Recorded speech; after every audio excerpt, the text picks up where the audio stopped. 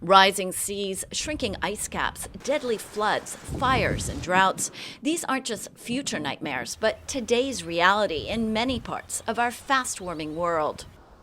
More grim news this past week. The UN says greenhouse gases reached new records last year, despite global promises to slash them.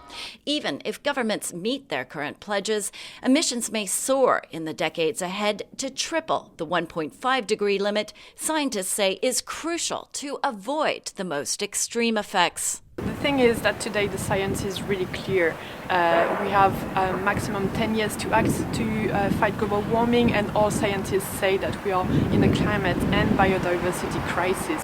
This two-week conference sets the stage for 2020, the next 5-year deadline for countries to update their emissions-cutting targets. Some key goals here: creating effective rules for a global carbon market, allowing countries to trade emissions reductions with each other, and finalizing financing for poorer countries to respond to climate change. I think that we have enormous warning signs and enormous signs of progress at the same time, and enormous opportunity all at the same time. One big negative for those here at the conference: one of the biggest greenhouse gas emitters, the United States, is scheduled to pull out of the Paris Climate Pact next November. They're still at the table this year, but with much less leverage than would have otherwise been the case. Others, like China and India, continue to rely on polluting industries, even as they adopt renewable energy. But climate action is going local. Cities and regions are coming up with green solutions. People are calling on their governments to do more.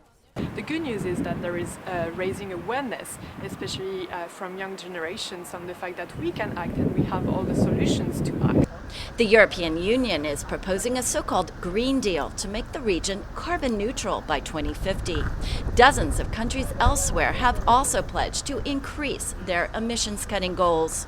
WRI's David Waskow points to another positive: the cooperation between Spain and Chile in organizing this conference, showing the kind of can-do spirit countries might need to reach ambitious climate change solutions going forward.